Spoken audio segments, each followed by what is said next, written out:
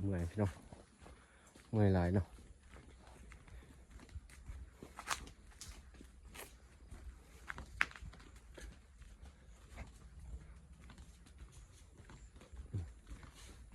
นี่กับ5 โมงปลายนะ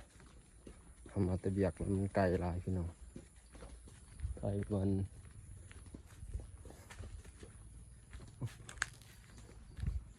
สุดท้ายเขาก็ใส่เสื้อตัวนี้เนาะเขาเฮ็ดเวียกนะครับบ่เปลี่ยนเลยเด้อแต่ว่ามันเปื้อนเขาก็ซักเอาเนาะสุดท้ายเขาก็บ่ใส่2-3 อันมันเมื่อยนะซักเนาะเอาใส่อันเดียวมันก็สบายเนาะเสื้อไอ้บ่แต่ละเทื่อค่อยก็ใส่เฮ็ดเวียกก็มีแต่ตัวเก่าเนาะบ่สู้ใส่2-3 อันเนาะ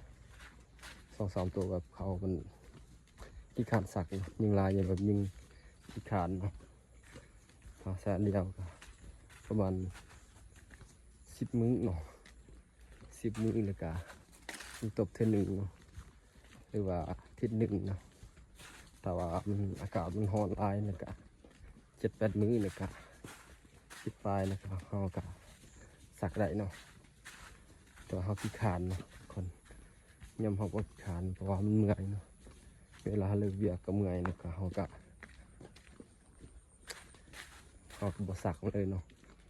ฝ่ามือเขาก็ใส่ตัวเก่าแหละอันนี้จะตะแรงนี่ครับเมื่อเถื่อสีบสักคือเก่าเลยใส่ตัวเก่าครับก่อน